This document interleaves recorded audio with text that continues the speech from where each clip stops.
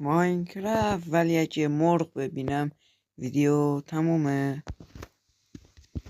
خب شروع میکنیم. یه دونه چوب بکن. خب من پیککسمو ساختم، حالا بریم یکم سنگ جمع کنیم. خب اینم از سنگ، بنازم سنگ. همینقدر کافیه فعلا. حالا یه دونه پیککس و یه دونه تبر میسازیم و بعدا ببینیم خدا چی میخواهد. ارمادیل اینجا چی میگه؟ ولش. بریم یکم این طرف ببینیم چه خبره. خب من یکم گشتم ولی هیچی پیدا نشد. حالا بریم ببینیم یه دونه یه چیزی پیدا میشه. شاید